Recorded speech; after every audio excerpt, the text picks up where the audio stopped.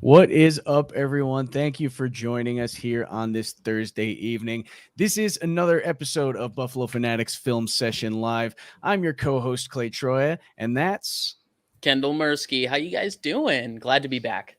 Yes, we have real Kendall back again today. So unfortunately, we can't just joke about you all show this time. But thank you to everyone who's joined in. We got 16 people in here already. Zach King, let's see, Peter J, King J, Bills fan, 1970. Dawn Keith, that's a familiar face. Good to see you again, Dawn. Jesse Tennis. We got a bunch of people in here today. I saw Lone Wolf and Chris Janke in here too. So thank you to everyone who has joined us for this film session. This is a pretty fun one. I mean, this was one of the best games I think the Bills have maybe ever played, at least in my memory, just because, you know, if we take into consideration how big of a game this was. So, tell me about what you were thinking as you were watching the game. First of all, did you get to watch the game live this time? This was the first game I got to watch live the entire season. I had a shift that was, I think it was 11 a.m. to 7 p.m. technically, and it starts at 6:20 on Mountain Time. I finished at like 6:21, rushed downstairs, missed the opening kickoff, but I watched the whole game and it was glorious. I was so ecstatic on 4 hours of sleep, but yeah, it was Bills Chiefs. You can't miss it. Exactly. It was the premier matchup of the week. It was the one that everyone was waiting for and looking forward to see, the AFC Championship rematch. It doesn't really get much better than that. I think there's a lot of games I think people looking forward to when, you know, they saw that schedule come out. Bills Chiefs Sunday Night Football, I think, was one of the big ones that a lot of people were circling as this is going to be a good game to watch. And if you're a Bills fan or impartial, then it was a great game to watch because there was some good football going on. Going back through, looking at the game, what did you think about, what were some things that you saw? And I know there were people that we aren't including here today. Was there anyone that kind of stood out to you, either that we are going to talk about or that we aren't going to talk about? It's tough because the defense in general just looked so good. I don't know who you ended up picking on the defense, but like the defensive line in general played outstanding. Like it was night and day compared to how they played in the AFC Championship. And it's great to see the investment in the defensive line, whether that's Boogie, Obata, Groot, whoever it is, or Star coming back. It's great to see the investment into the defensive line actually paying off and getting some return on that investment, and especially against one of the best opponents we'll face all year. Chris Collinsworth did stand out. I'm trying to think of other people. I mean, I don't want to spoil who we're going to end up talking about, but I mean, the offense looked good. The offensive line looked good. That might have had something to do with Chris Jones not playing, but I mean, everyone looked good. There wasn't like, I don't know about you. I didn't pick an LVP. I couldn't pick an LVP. Who was I going to pick? The refs? Yeah, I mean, yeah, it was the same thing for me. Yeah, my LVP either would have been the refs or Chris Collinsworth probably, because both of those I think had the worst performance of the night. So, right. Yeah, I mean, you could maybe say John Feliciano on a few plays. You know, maybe offensive line would be the only direction you could go with LVP on some plays, and that's if you're being super picky because Feliciano still played a fine game, I think. And there's no point. Why pick an LVP when it's hard enough to even narrow it down to some three? Fun. Like, come on. it was hard enough to even narrow it down to three guys that I want to talk about just because they played well. So, you know, it's much more fun to do that than pick some guy that played bad in a game where the whole team played very, very well. So, but yeah, definitely the Chris Collinsworth thing, that was terrible. Yeah, that was really annoying. He was fanboying over the Bills last year on Sunday night, and all of a sudden, once the Chiefs come to town, it's like, I don't care about the Bills. What are the Bills? The Chiefs are here. The Chiefs are the best. And maybe do we have another Sunday night game this year? I don't know if we have Sunday night again. I think we have a Saturday. We have a Monday night. Obviously, I think we have two Mondays and a Thursday. I know we have the Pats on prime time. I don't know if it's Sunday, I think that's a Monday night. Yeah. Either way, I was gonna say if we get him again, we could see his his impartial commentating kind of change sides. Yeah, hopefully without Patrick Mahomes around. I don't know what he's got about him, but that was a little ridiculous. Yes. So I guess without further ado, let's jump into it a little bit. Do you mind if I go first, just because your MVP has highlights from my MVP, so we can just kind of keep going and I'm good with that. Talk about a little bit of both. I never shared my screen. Neither did I. We both had some issues. We used the same editing app, and it gave both of us issues today. So it's amazing that we even made it on time, in my opinion. Got to pop yours back up. Yeah. Okay. Here we go. All right. So my MVP was Josh Allen. And it's hard to argue against Josh Allen being the MVP. He didn't have a perfect game. There were definitely a couple of things that he probably could have had back, but on the ground, in the air, he was just so efficient. I mean, it was the efficiency that really did it. He was hitting all the big plays, all the big chunks, and he was running the ball really effectively. So, we're going to take a look at a few of the plays that I really liked. And this first one is actually going to be a running play. And that's because I think he's an underrated runner. And he's almost like a running back on this play with the way he's able to read the blocks, hit the hole, and accelerate. Coming through, it's first of all very well blocked by everyone up front. Dawson Knox has a good block here on the down block. You've got two guys pulling coming through here, bam there and bam there. He gets a little bit off on Sorensen, but that's okay because we've got a running back there to clear that up. And then there's a nice open lane for Josh to run through. And, he's fast, but he's not that fast. So get down and slide at the end of it.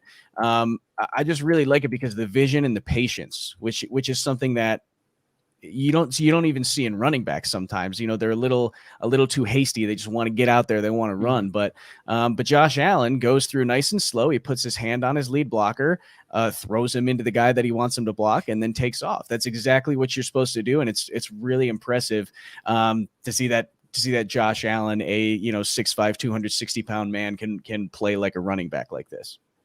I don't know how many other people in Bills Mafia feel this way, but I get so upset when we do these design QB runs, and there's no reason for me to get upset other than my own biases.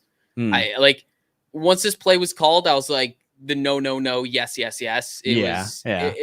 just didn't like the play call, but obviously, we have to call plays like this on 3rd and short because Josh Allen can do this. This is part of his game. It's part of what keeps defenses on their toes, and not assuming that we're just going to maybe lone wolf West Ricky Bobby. Don't do that. Anyways, Josh is he's one of a kind. We saw Mahomes scurry around and make plays with his legs too, but that's kind of where the NFL is going. And Josh Allen shows shades of running back, shades of Aaron Rodgers throwing the ball from the pocket. He shows shades of every type of quarterback you would want, and he's well-rounded in all of those areas. So, yeah, just a great play. I think the thing that really drives this thing home is the slide at the end because, rookie Josh would not have done that. That would have ended in a fumble. So, love to see the slide. Yeah, definitely. And, our own Hansel tweeted out that, people say he runs like Lamar Jackson. People say he throws like Pat Mahomes, but maybe Josh Allen's just Josh Allen. He is just Josh Allen. He can do his own thing. Play 2 here. This is an obvious one of why this one should be included, and it's just because it's a completely ridiculous throw.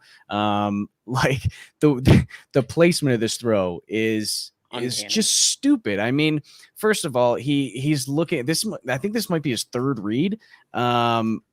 or maybe if not his third read, then it's at least his second read, because right from the get-go, I'll see how far I can slow it down. He looks over this way directly. I think he's looking to see if Tyrann Mathieu is blitzing or not. So he checks over there to make sure, sees that he's dropping back. That's okay. But now I know I probably can't throw over into this area. So he comes back and looks the other way and sees what's going on here. Sorensen's got a little bit of a head start on Diggs, so he decides to come back and move up in the pocket, find that open space, look to the other side, and hey, if he's even, he's leaving. And he decides to throw just an absolute dime of a ball to a place where only Emmanuel Sanders can catch it. Humans should not be allowed to do this. This is just ridiculous to step up in the pocket like that. And the placement from where he was running his route like right up the numbers, and he just put it Kept in a perfectly straight line. Like usually you lead your guy inside a little bit, maybe make the throw easier. Yeah, make the throw a little bit easier for yourself, so you don't have to try to get it over top to the outside shoulder. But no, he just says I can put it wherever I want to put it. So I'm going to put it over the defender and into my wide receiver's hands. And it's just a mental throw. Yeah, no, it's insane. I got a few things to say about this. Firstly, I'm glad we finally get a perfect Josh Allen MVP game, because we get you breaking down quarterback tape. I love that. Secondly, Manny Sands talked about this. Like he said how insane this throw was post game, or maybe it was the day after in practice, and he was like, "This is just, I've played with some great quarterbacks. This isn't something I've ever experienced." Like that means something. This is a Super Bowl winning wide receiver, played with Big Ben in his prime, Peyton Manning for years. Like this is obviously, it was a kind of broken Peyton Manning at that point, but it was still a mentally sharp Peyton Manning. I mean, that says a lot about the quarterback we have in Buffalo. And obviously this throw says a lot about the quarterback we have in Buffalo, but hearing it from your teammates and veteran teammates like that means a lot. The last thing I'll say, this is pessimistic Kendall coming out.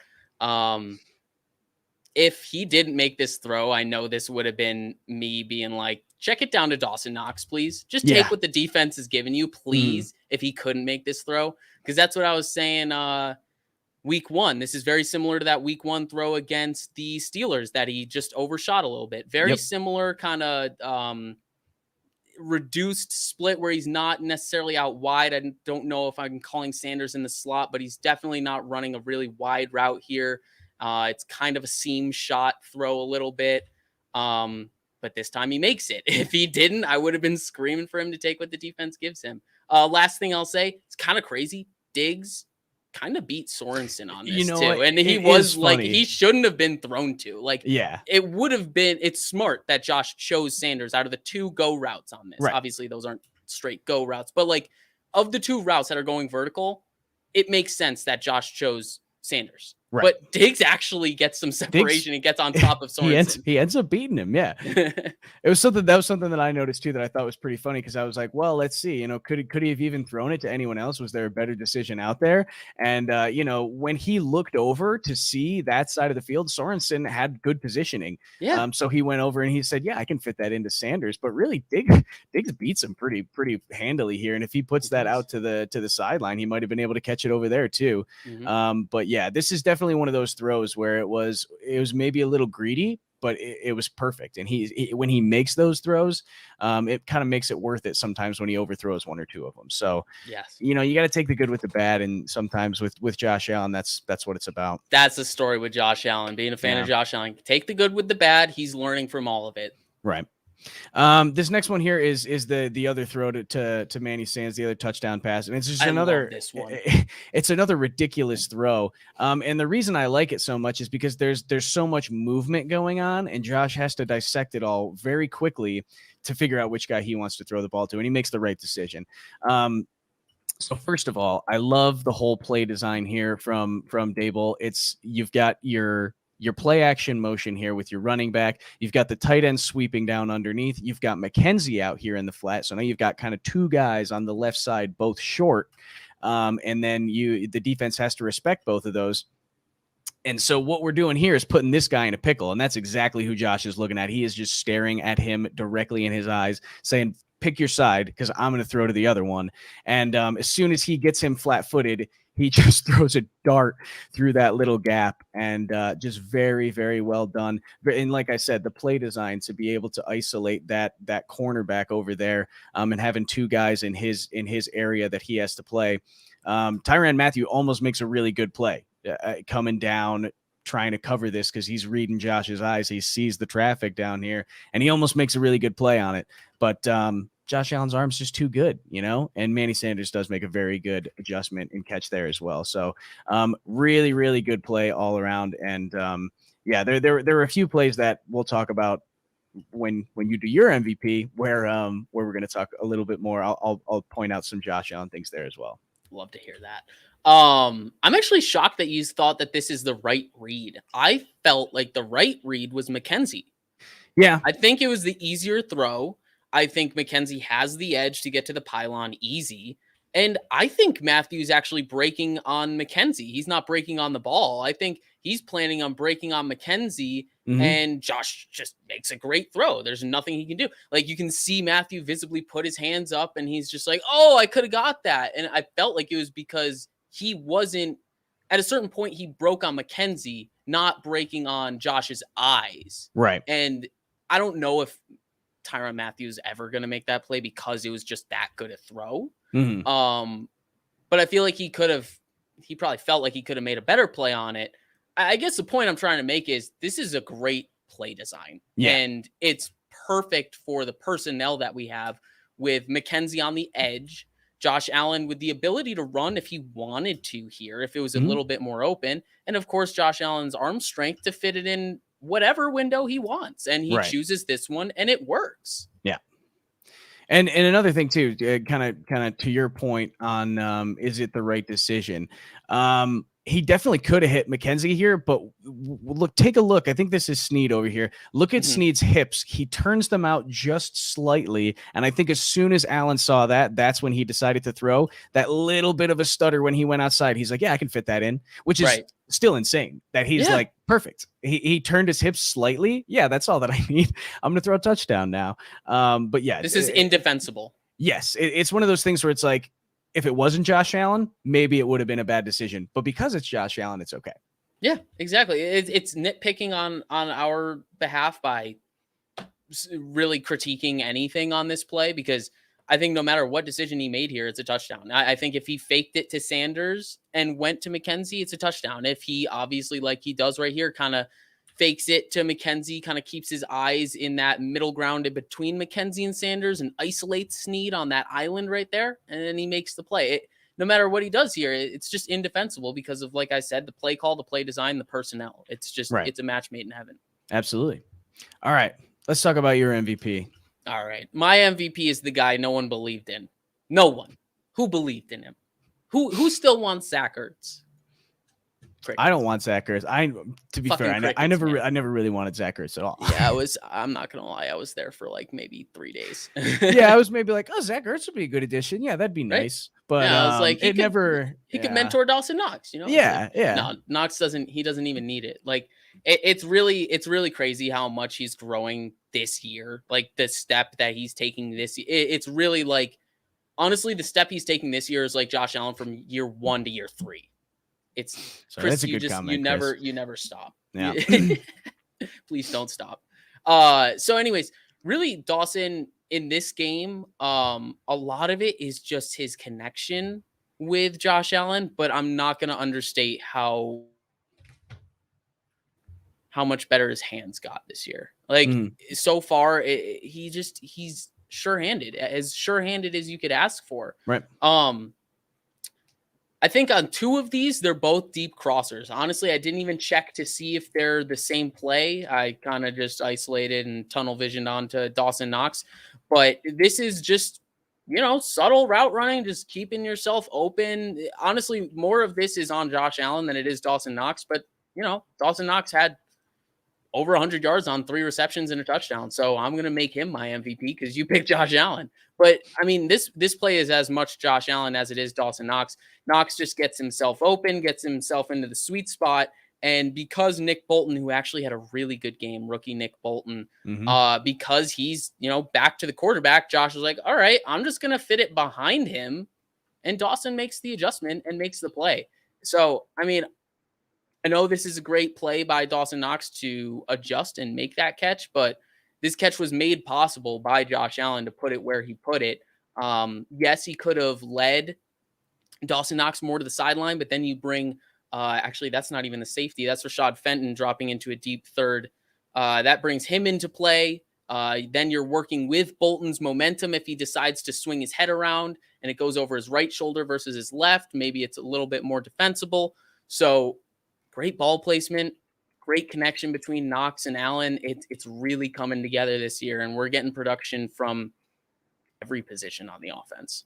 Yeah, and this was actually when I knew that I was taking Josh Allen, this was the first play that I pulled, and I was like, I have to talk about this one because it's one of my favorite plays from him on the day, and it's because everything he's doing from the time that he snaps the ball is to get the ball to Dawson Knox. He knows that there's going to be an opening over there on the side, so up until that point, everything he's doing is, who is that? That's Sorensen. Everything he's doing is trying to get Sorensen sucked down into the flat, so he has a gap to throw that football in. And you can see it from either angle here. From the end zone angle, it's pretty good as well because you can kind of see where his head's looking. So as soon as he snaps the ball, looks over that direction, fakes the little throw, and if you go back, sorry, to the sideline angle, you can see how much that gets Sorensen to come up when he's looking right at him, and then he's gonna do that little pump fake over there, and it opens up that gap perfectly. So everything he's doing is trying to suck Sorensen up so that he can throw to either one of those guys. Really, he wants to make sure that there's an opening for one of those two guys to make a play. So that's just one of those things where it's like he didn't need to do that little turn and pump fake. Maybe he could have made the play without it, but because he did it, he just opened it up that much more. And then also it's just a fantastic pass to kind of, loft it right over into where Dawson Knox can catch it. But yeah, I really liked what Allen was doing with his eyes and with his hands to manipulate the defense on this one. I got to bring it up because I see editor-in-chief Zach Vaughn talking about it. It is something I want to see more of. Is Gadget Gilliam becoming a thing? I don't know. He's on my Dynasty fantasy team, so if he starts scoring touchdowns, I love how much he's getting involved in the offense. No, but this is something that I talked about. I think it was with Eric of Cover One on Twitter. We were just talking about how the Bills played the Texans last week, and there was a lot of Gilliam, and they're using Gilliam in ways that they tried to use Pat DeMarco in 2019, where they tried to split him out wide and keep defenses in the wrong personnel bases, and then we're passing out of running personnel formation. It's keeping defenses in they're behind schedule, kind of, so to speak. It's probably the wrong jargon, but like by keeping a fullback on the field or an extra tight end, however a defense is deciding to designate him, you're keeping more linebackers on the field than you should want to have as a defense against Josh Allen. You should want to have as many DBs out there as possible. And the way we're using Gilliam is working to our advantage because they got 2 safeties on the field, 3 linebackers, and they just can't drop back fast enough to get back to Dawson Knox. So, I mean, that's just a little side note, but I figure I got to throw a bone to our editor-in-chief, Zach Vaughn. Yeah, absolutely. And yeah, Gilliam, he's not a fullback. He's an athlete. He can do it all. He is an athlete. So it's kind of cool that they're like, well, maybe a traditional fullback won't work for us. What if we just take a tight end and just call him a fullback and put him in the backfield every once in a while and sometimes give him the ball? I just think that's everything. I love it. So creative with what they did. But yeah, that comment by Tom here. Yes, Sorensen was. I loved all the pictures of Tyrann Mathieu with his arms up. And looking back at Sorensen, like, what the hell are you doing, dude? He was toasting him all day. Yeah, those were really bad. So this is Dawson Knox here. This is the touchdown play. And the main thing on this one is really just the connection between the two. This is another one where Sorensen gets burned. This is all on Sorensen. I don't have the end zone camera on this, which probably would have spoke more to Josh Allen's insane throw on this play, rolling out to his right and still carrying the ball as far as he did. Sorry, I'm still in golf mode. But anyways, it's just a crazy play. It's Josh being Josh, rolling out to his right as he loves to do. He escapes the pocket, rolls out to his right, makes a throw on the run, and Dawson knows what Josh does. And they have a special connection this year. You see it with the little pink finger poke every time there's a little touchdown there. They got a connection, man, and they're in sync. And you can see it on this play because he's just running a corner route here. Actually, I think he's running a seam route. Excuse me. He's running a seam here off the bat, and then he sees Josh escape when he gets his eyes back on Josh. And he's like, okay, I'll amend this to a little corner route to help out Josh because he's rolling to the right. And then the second he sees Josh rolling and he gets his eyes back on Josh again, and you see Josh give him the go deep, he just curls it upfield, and Sorensen's like, I got him. Don't worry. He's right behind me. He's on lock. He's just doing a little corner route just on a little broken play here. It's fine. No, he's behind you. He's leaked out. It's a touchdown. And it's just, this is the evolution of those little, like the little minutia of how to get better at the tight end position. Cause this is really getting better at the wide receiver position. And that's honestly what Knox needed to do most of. He was already a willing, capable blocker, but it was the catching, it was the route running, it was the route savvy, it was all of those things. And it's all coming to fruition this year. Yeah, absolutely. And there's two things I really like from Knox on this one, or from both of these guys. And it's Knox being able to know what his quarterback wants when he's, when Josh starts to scramble, he knows what he's supposed to do. So he's going out, I'm going to head toward the sideline a little bit. And then he's like, oh, we're going deep on this one. And he has the wherewithal to go back and get there for it. And then second of all, I think Sorensen kind of gets a little caught up thinking that no one can make that throw to Knox. I think he starts to come up and tries to double cover Diggs because he's like, well, no one can make the throw no one could throw it 40 yards in the air when his body and all of his momentum is moving toward the sideline. He can't throw it 40 yards down the field. And that's exactly what he does. So, I mean, this was the throw when because Sanders' throw was like, oh my God, that was beautiful. A perfect throw. How did he do it? And when I saw this one, I was like, Jesus Christ, dude, that is not fair. Like when I say this too often, but it's like humans should not be able to do that. Right. And that's one of those things where it's like your momentum is taking you away from where you're throwing the football. And yet you can still somehow get it 40 yards down the field. It's just insane. He's not real. Honestly, shame on Sorensen for practicing against Patrick Mahomes every day of the week and not thinking this throw is possible. Shame on Sorensen. We'll try to not pick on Sorensen so much. I really wanted to put the corner post route by Diggs in this, but the deep ball. Yeah, that was an amazing corner post route. Loved that route. They had a really good view of it on the broadcast camera. Mm-hmm. All right, let me just get my bearings with me. All right, yeah, so this is another deep cross, but it's off play action, so it's a little shot play.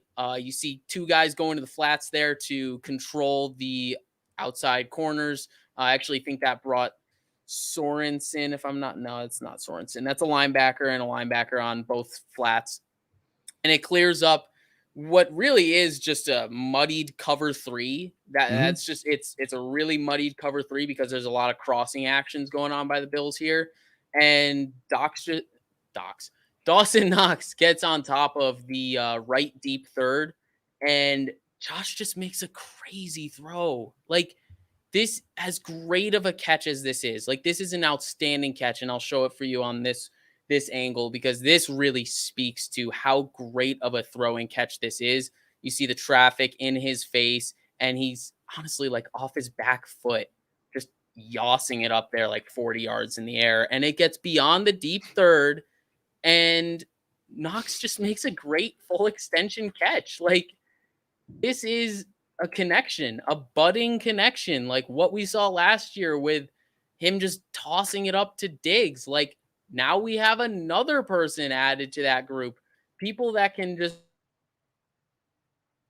make catches that are 50-50 balls, but they're making them more regularly than 50-50. So I could probably speak to the scheme and how this play was drawn up and how it muddied up this cover three to put Knox in a one-on-one position with a smaller Rashad Fenton. But at the end of the day, this play is made by an absolutely outstanding throw and catch. Yeah, definitely. And, it's another great play from Josh. It's a second read. From what I can tell, it kind of looks like he's trying to get Diggs, and Dawson being open is a byproduct of Diggs being Diggs, and pulling that extra coverage. Because actually, I think he's looking for Sanders on the outside first, Here, I'll go back to and this then comes back down to Diggs.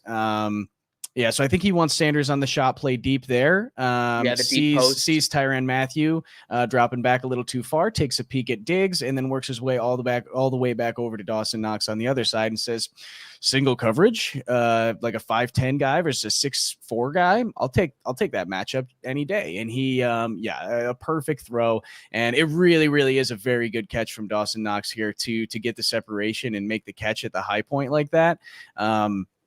Without a push off. He doesn't push off at any point. Yeah, it's not significant at all. No, like he touches him a little bit and then breaks away, but there's no extension at all. No. It's just, I'm going to go make this catch now type of a thing. And I'm going to use my size to go make this one on you. And that's what I think was, this to me, it was the most impressive Dawson Knox catch, because it had a lot to do with Josh is just going to throw it up to a spot.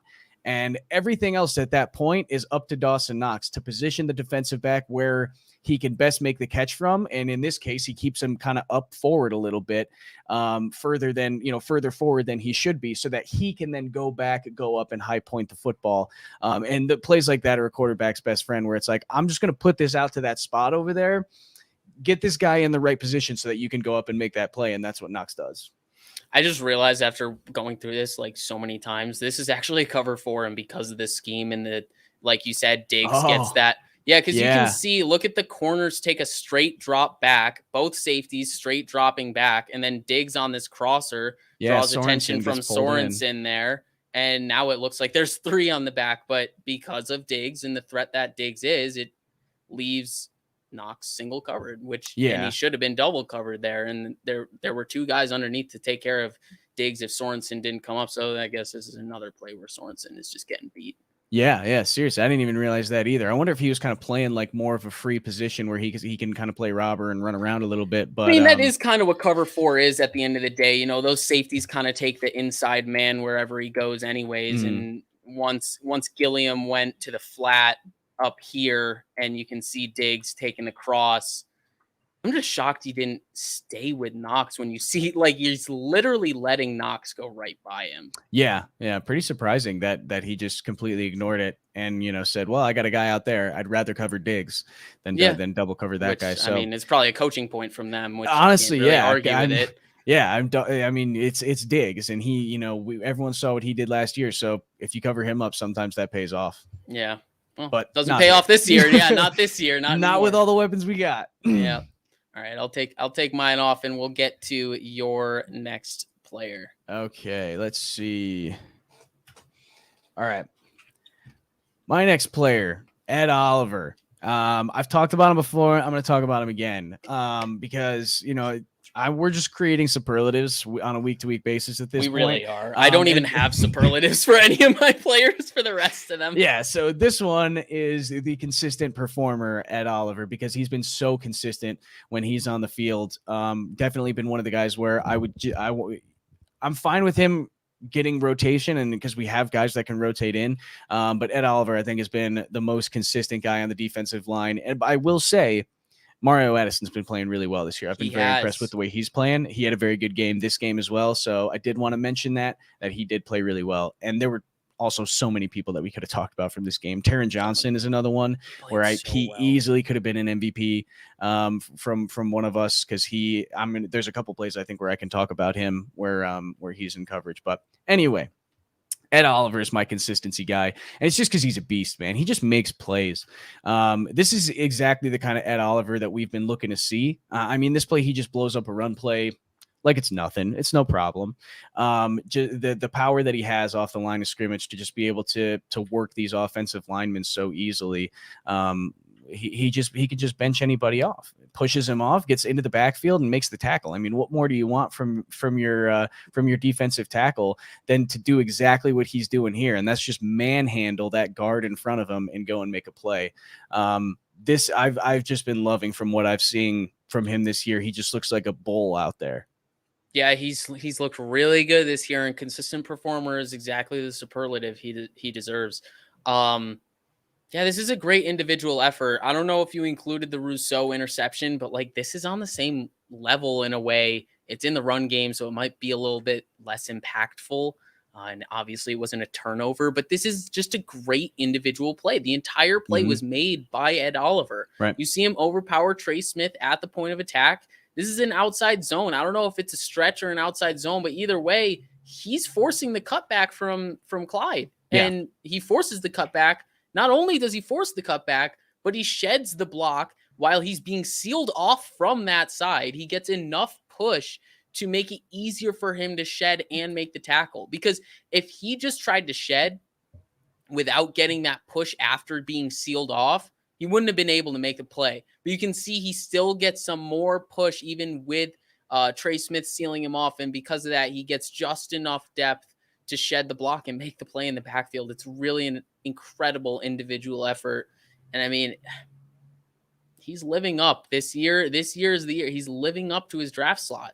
I know people have been impatient, and honestly, that's been the name of the game with our fans and just about all of our draft picks that haven't panned out. Like Bills fans? I mean, Impatient? I'm part of it too. Like I get impatient, It's like someone's drafting the first 3 rounds. I want to see him produce. Like we were getting impatient with Epinesa last year. It's like it happens. We get impatient. We want to see our guys, bud quickly, but sometimes it takes some time, and I'm okay with it taking time if it means this kind of efficiency because he's performing consistency and even on a snap share too.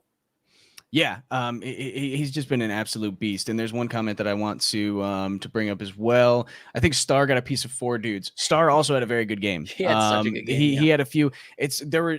When I go through the games, I like to look in. I watch through the game in the fast mode, see who pops. And then I'll come back and take a closer look at them. Be like, this guy popped a couple of times. How'd he look for the rest of the game? Everyone was popping. It's like, oh wow, he just had a really good play, and he had a really good play earlier. Maybe I'll take a look at him. And it just kept on happening with more and more guys. Star was one of those guys. Taryn was one of those guys. I got a list actually. Taryn Johnson, Mario Addison, Micah Hyde, Jordan Poyer, Klein was better than expected. Klein and then was the good. other guy you're going to talk about later. So, yeah, just one of those games where everyone was just playing completely out of their minds. And yeah, Ed Oliver and Star Lotulelei were no exception. Moving on. Play 2 here. This is another play where it's just Ed Oliver bullying someone, and I know Rousseau makes the tackle here because he's not blocked, which is a mistake.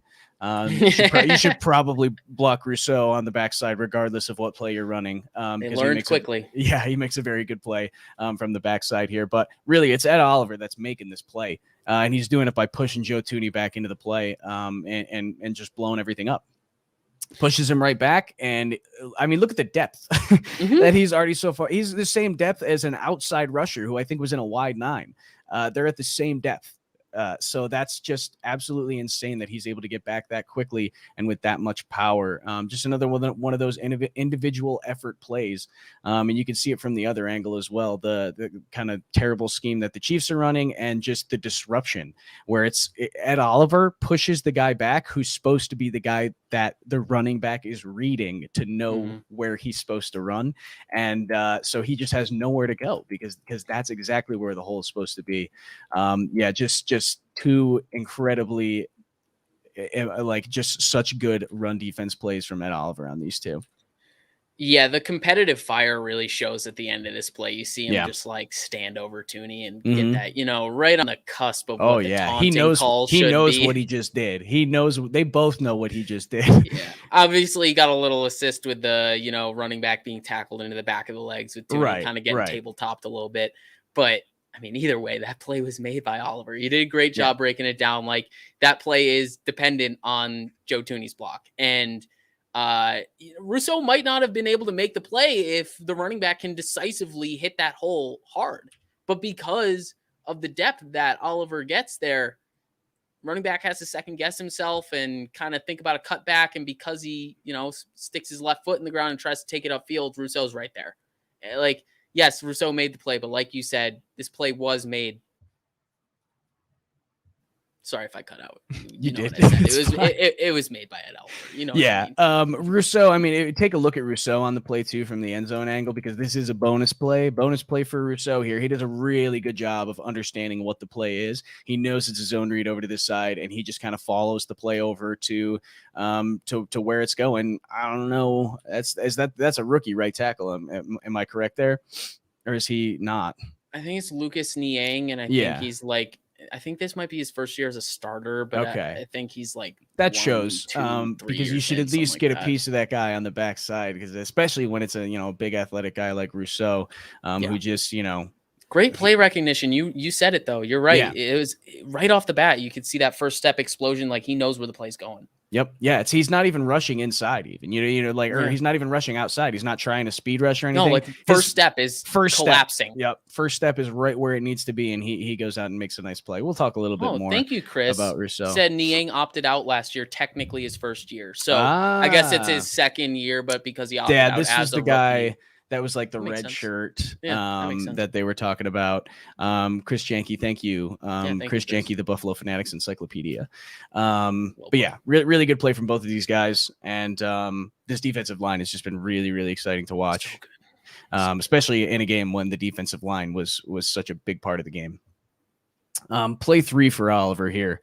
It's just another play of him being really strong and disrupting a play, shedding a block, making a tackle, just doing what he does. I mean, this is I like the end zone angle here because you can see how his hand usage a little bit better, where he's really pressing him off. Get that the hand placement right up in that shoulder pad area is perfect to keep that long arm, and he's not very long, so it's not easy for him to do that kind of stuff, but he's got him in a good leverage. He's got his hand in a good spot, and he gets bailed out a little bit because Star Lotulelei is bringing his guy into Ed Oliver's guy. And by the way, Star Lotulelei doing a good job of trying to pull that lineman and keep him away from AJ Klein in the linebacker position. Yeah, he did hold him as long as he could. Yeah, but without getting that penalty. So good on him for doing that. And then he just keeps working his way into Oliver's guy, and then Oliver's able to shed that block and go in and make a tackle, and we can go take a peek at it from the other angle as well. But yeah, this is just another one of those plays where it's the press, the hand placement, the shed. This was just all really good all around from him. I'm not going to add too much more other than it's kind of nuts that all 3 plays you pulled were in the run game. Yeah, because this is not something that we thought was going to be a strength for him. We assumed he was just going to be that Aaron Donald level disruptor in the pass game. Someone that's going to get the QB off their platform and have them make tough throws, pressures, all that stuff. He's making plays in the run game because he's just so damn powerful. Yeah, he's so powerful at the point of attack. He just shocks offensive linemen like week to week. I'm sure they see him, they're like, this dude's 6'2", 280, slight work, I'm fine. Yeah, but you feel that heavy punch like right at the point of attack. And like you said, you can see it with that long arm. Like you said, he's not that long a dude, he's pretty stout, but he makes it work there because he's just so damn powerful. And you see that competitive fire again when he gets those juices flowing, man. I know he's something else. Yeah, excited out at Oliver, dancing at Oliver when he gets up, starts thumping on his pads a little bit. That's when he's. I got really worried after the roughing the passer that he kind of ate it a little bit too hard on himself, and he was gonna lose that energy. But I think he was fine. But that was like my concern with him because he really does perform relative to his energy level. Yeah. And this run defense too is going to be huge next week. I mean, Derrick Henry has never really performed well against the Bills anyway, but run defense is going to be a big part of what's going to result in a win next week. So knowing that Ed Oliver can do stuff like this and just, stop a play right at the line of scrimmage, that's pretty good to know. Pretty good insurance there. Yeah, for sure. All right. There was also a play, by the way, that I didn't put in here. I don't know why I didn't, to be honest, but there was one play that he had where he he pretty much pushed back a double team like it was nothing. For it wasn't all the way into the quarterback. This was a pass rush rep, but he pushed him back pretty handily, and it was like how is he pushing back two guys like this? This should not be happening. But do you happen to remember who the other defensive tackle was on that play? I don't remember actually. Whoever it was wasn't drawing doubles. Exactly. Yeah. It's kind of curious if it was Star or not, but whatever. Ed'll take the doubles. He's strong enough. He just might not do the same work that Star does. But all right, we'll move on to my next player. No superlative other than RB1 ? No, I got to stop teasing this. We don't have an RB1. Shout out to Kyle Knapp, the Knapp Knows Buffalo podcast. I think he tweeted something saying like, yeah, we don't have a clear running back one, but like someone is clearly getting the majority of the work, and that person is Zack Moss. And I think there's a reason that he's getting the majority of the work. Look, I don't think anything lesser of Devin Singletary. He actually played a pretty good game. There were times that the offensive line just didn't do enough for either Moss or Singletary.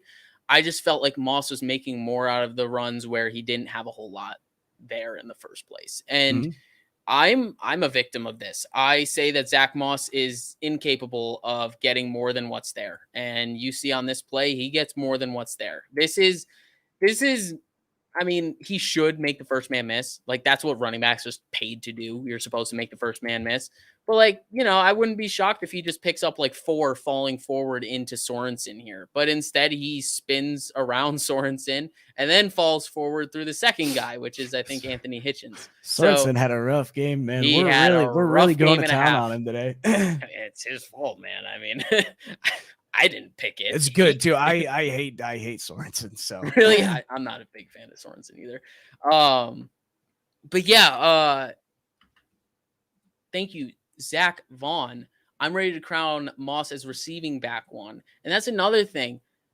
Devin dropped another pass. Like, I know Zach also dropped a pass in this game, but like, I don't know. I think there's like certain things that's just letting Zack Moss creep ahead in this, season-long battle for running back one.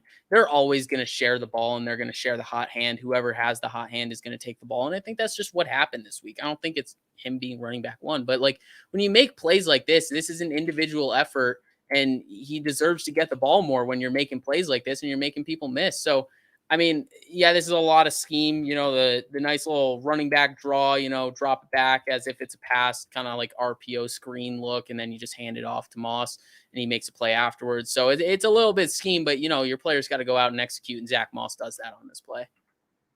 Yeah, Moss was just performing up to an insane level. It's super impressive. But yeah, to make the first man miss like that and just spin off it, that's not something Devin Singletary probably could have done. Maybe he could have juked him out. It would have been different. It would have been a different way of making the guy miss, and he might have been able to do it.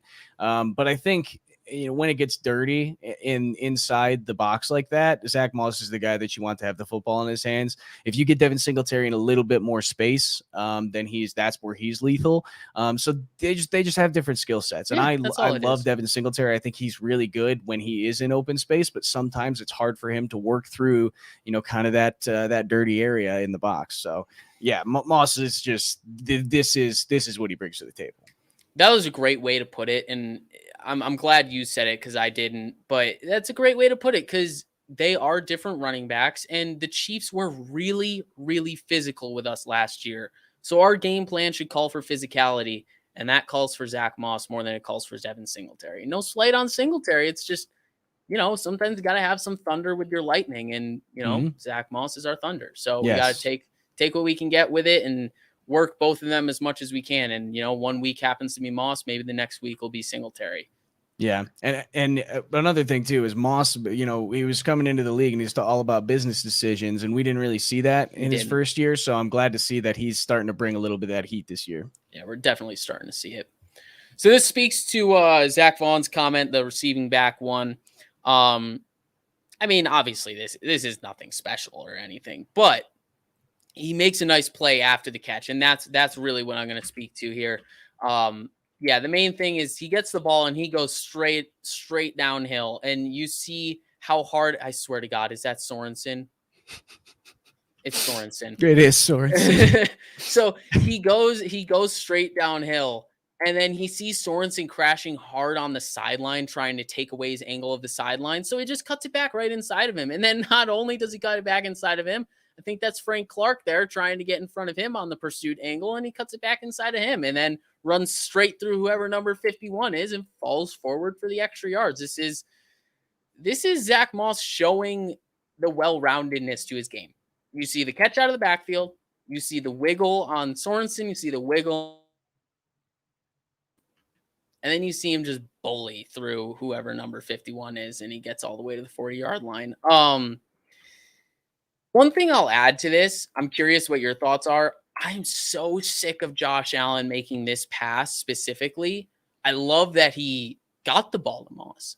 I hate how much air he puts under this. I wish Moss had the ball like a half a second earlier so he could do a little bit more with it after the catch. I he agree did that with to that. Singletary, I think, once in this game as well. Yep. But yeah, that's my only thing to add on the Josh Allen side to things on this plan. I'm just kind of curious where you are on it. No, I agree with that. I mean, to some extent, yeah, you're supposed to loft the ball a little bit on you got to get passes it over like guys. that. Yeah, you got to make sure, usually you got guys in your face and you got to get it over them. But it's a little much. You don't have to. It's almost like an exaggerated loft. Very deliberate. Where it's like it doesn't need to be that much, and he doesn't. He probably doesn't know where those safeties are. And if you're playing against a really good safety, a Buda Baker or someone like that, he'll notice that and he'll see it on film that you do things like that. And if he sees a screen pass coming, he's going to scream up and either take that ball away or give that running back a good lick. So it's something that I'm a little worried now that he's got it on film in a couple games at this point. Are people going to start to realize that, and are those safeties going to get a little bit more hungry to come down and make a play on that ball? But yeah, definitely something that's a little strange, and I think it's just because lofting the ball is not really his thing. No, he can have touch to the football, but he's a much more accurate passer and a much more comfortable passer when he's able to zip it. So I think that's probably where he's at. I will say Lone Wolf says he wants to make sure Moss catches it. And yeah, I think that's another thing. The play, I don't know if this was before or after the Moss drop, but Moss dropped one and it had a little bit of zip on it and it was a little bit behind Moss. So I could definitely see a little bit of overcorrection there. Yep. And he does that too. Josh does that where, if he screws something up, he'll overcorrect where, before we saw him overthrowing a lot of balls. Whenever we see him overthrow passes, the next week we usually see him underthrow passes. And I think that was the case week 1 to week 2 of this season, where he was overthrown week 1, he was underthrown week 2. It's because he tends to kind of overcompensate when he's making his mistakes. So hopefully he'll find that happy medium somewhere. All right. So this last play, this is the bleeding the clock drive. This is, I think, we got the ball with like 4 minutes left and we just had to run it until we got to the 2-minute warning and then just kneel down on it. The reason I love this play so much is because I watched this play live and I was screaming like, oh my God, great patience. And then the first thought in my mind, I was like, that looked like Le'Veon Bell. That looked like prime Le'Veon Bell. You see him stutter, wait for his blocks to get established, and then you can see him just really powerfully behind his pads, get his momentum and fall forward through contact. And I'll show you the end zone angle of it. But honestly, I think the sideline actually does good justice to this play because you can see how far he gets upfield. But here you can see how powerful he is through the gap once he's decisive enough to make it. You can see him just shrug off this defensive tackle here who's being blocked by Feliciano while trying to make the tackle. But you can see Moss strongly just rip him off with that left shoulder and then fall forward through the Anthony Hitchens tackle right there. It's just great patience on an outside zone run where you're supposed to get outside quickly, but our offensive line beat them to the spot. And because of that, he was allowed to be patient behind them and pick his gap instead of, okay, 1, 2, 3 step. And that third step is putting your foot in the ground and getting upfield. Like that's the typical stretch outside zone, what a running back is supposed to do. But because of how the Chiefs were defending this and because of how great the Bills blocked this, Moss was allowed to be patient. And it really shows on that play.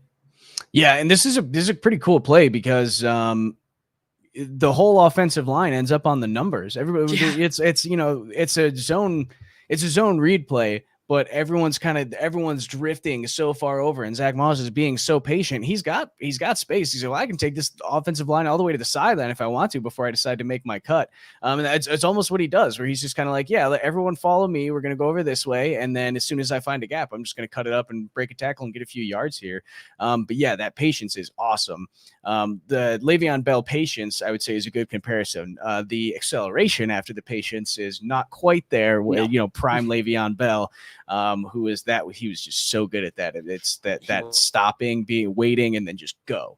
Yeah, he turned it on so quick. So I mean, if he can get that maybe you should go to that acceleration trainer that Devin Singletary went to this offseason, because it's working for Devin. So no, it sure is. And that's the thing. Like, I don't want any of this to take away from what Devin Singletary is doing, because you said it really well, and I'll echo it again. It's about scheme. It's about who we're playing. Hence, like, why Beasley didn't get a lot of snaps. They talked about that in the press conferences, I think, today. Like, it's all about scheme. It's all about who your opponent is. And Zack Moss worked for the Chiefs, and it might not work for the Titans next week. It might be Singletary next week. It's all dependent on that.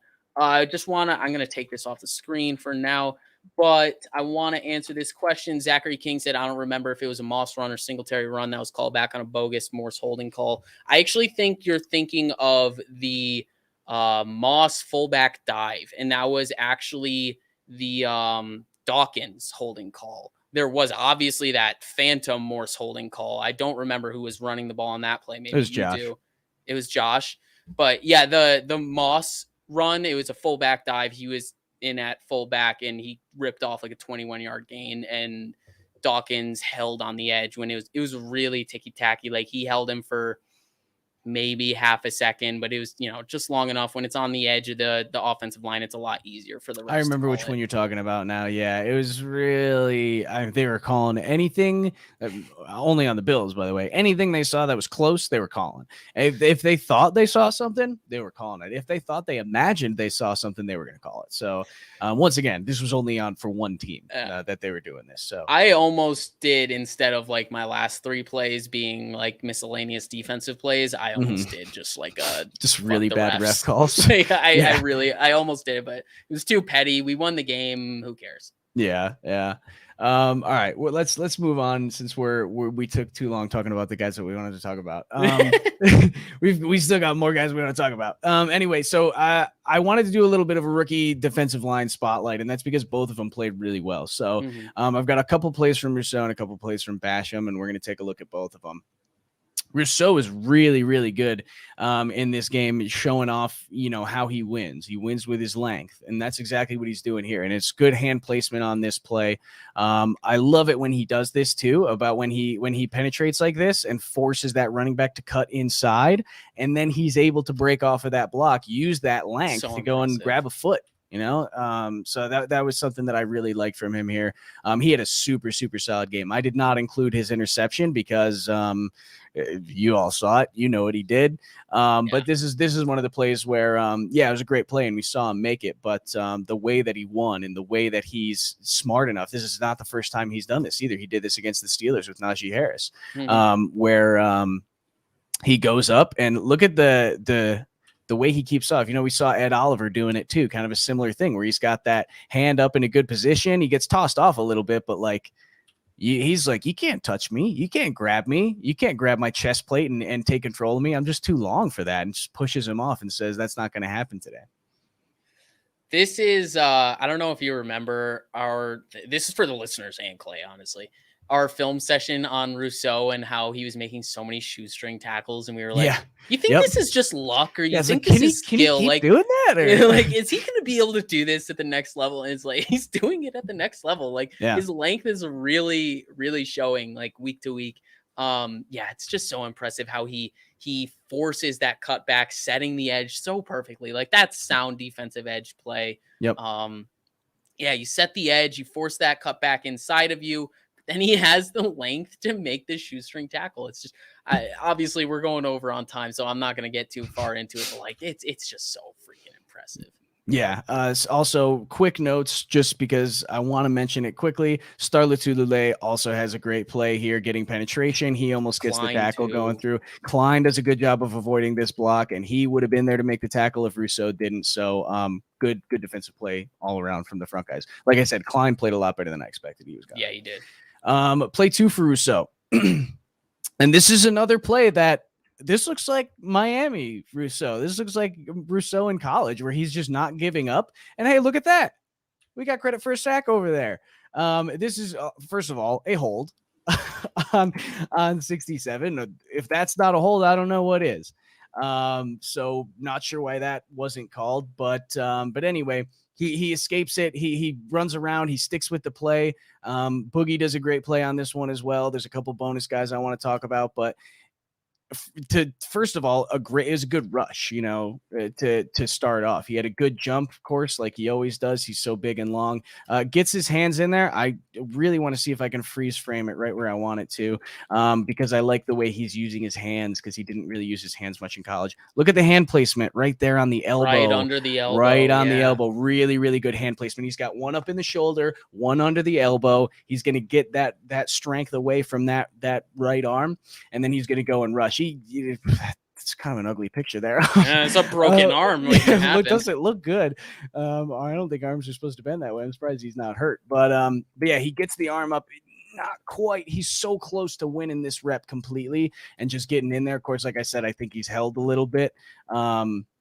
Ends up losing his footing. If he didn't, the play could have maybe ended a little bit sooner, but lost his footing. But then, like I said, just his persistence. It's the same type of thing we saw in college where is he getting a cleanup sack? Yeah, but he's getting a sack. He's making the play still. It doesn't matter that he's not.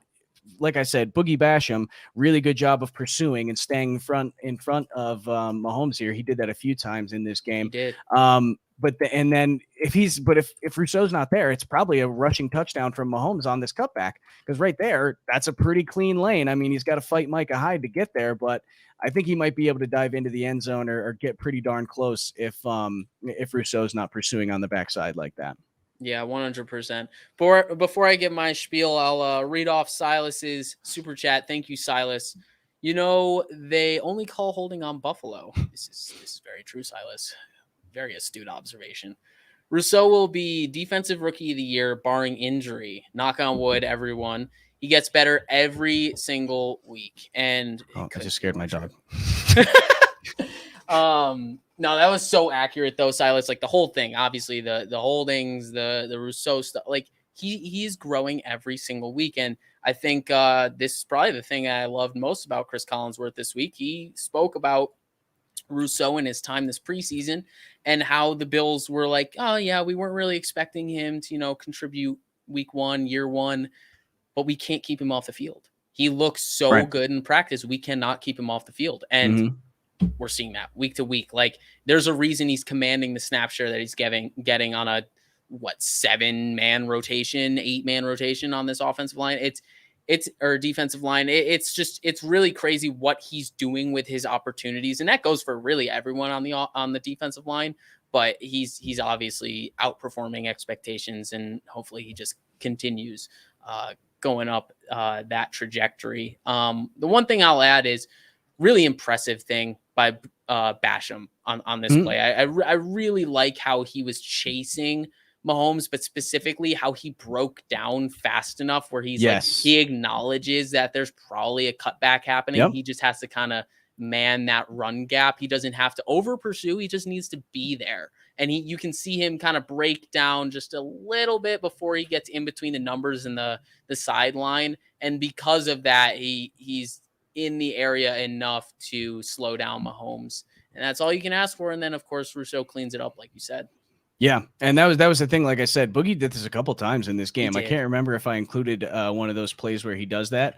But he does a really good job of just staying in the way. It's like you're going to have to throw because you're not going to get through me. I'm just going to stand right here. So that was something that I thought was really good. Another bonus, I want to talk about Micah Hyde and Taron Johnson really quick. Taron Johnson, he plastered low-key shut down Tyreek Hill. Yeah, he did. He's the coverage over here. Mahomes really wants to throw to someone over here. First of all, good coverage over here. Tre'Davious White on Kelsey was enough until Rousseau got there. And then, Micah Hyde, great coverage down here. That is a terrible decision for him to make. And then, the coverage by Taron Johnson in the back of the end zone.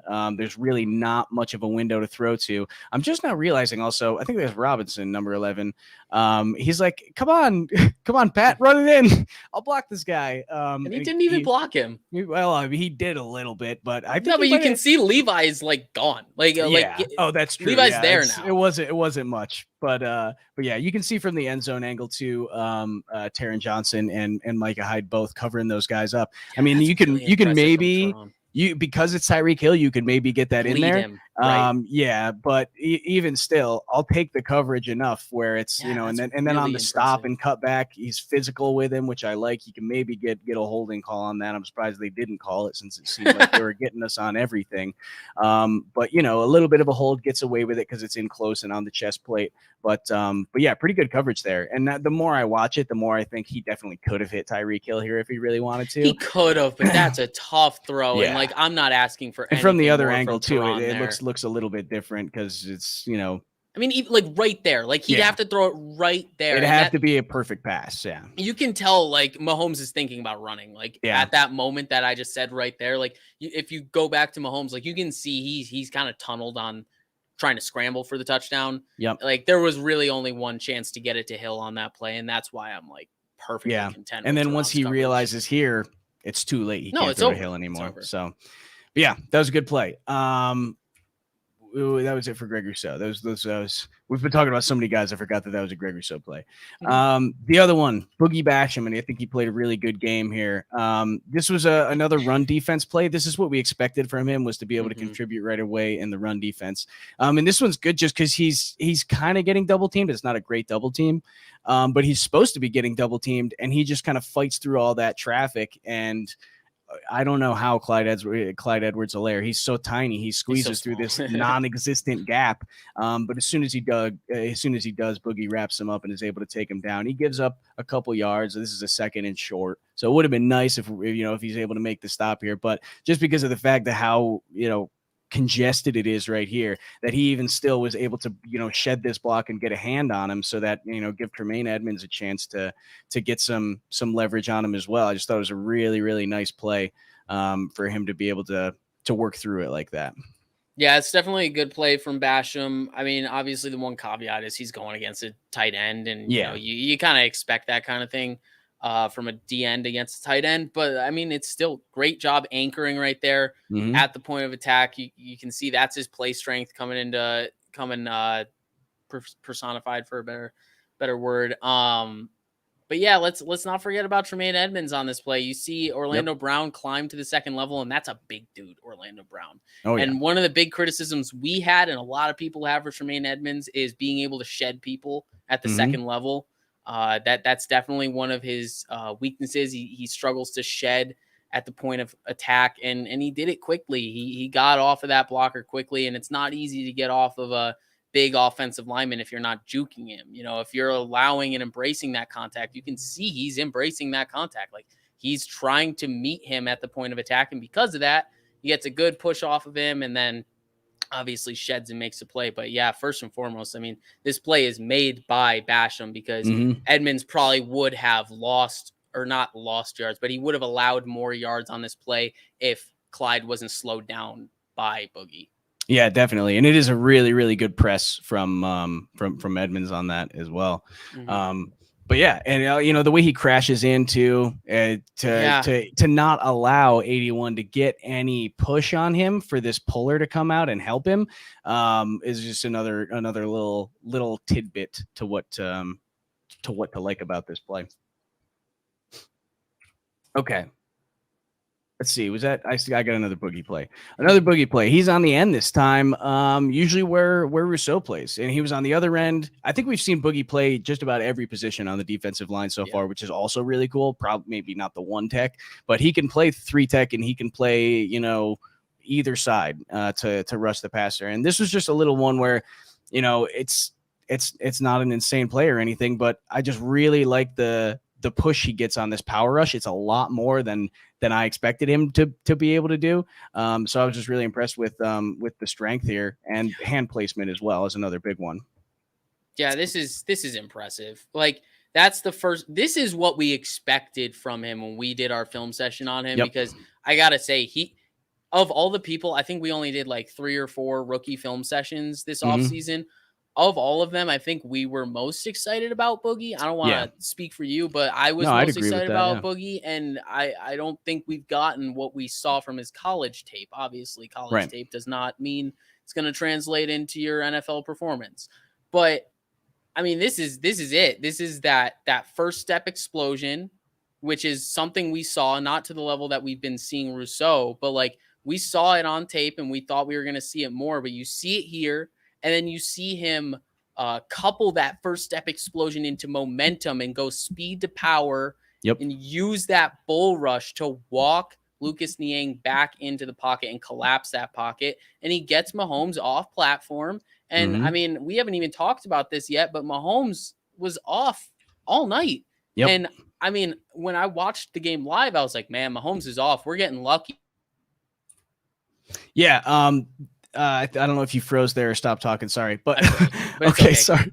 But yes, the whole thing that I really like about this play is the rush is great. By the way, hey, look, a hold. But he gets Mahomes off the spot when he's trying to throw the football, and it results in a bad throw. I mean, if Mahomes doesn't have to shift over this direction to then try to throw the ball through the middle, he might be able to make that pass because he's thrown to an open wide receiver. So it affects the play. You know, it's one of those things where it's like, this is a pressure, and it's like, oh, guys that get pressures and don't have sacks, they're not any good. But this affected the play. This was a resulted incomplete pass because of the pressure.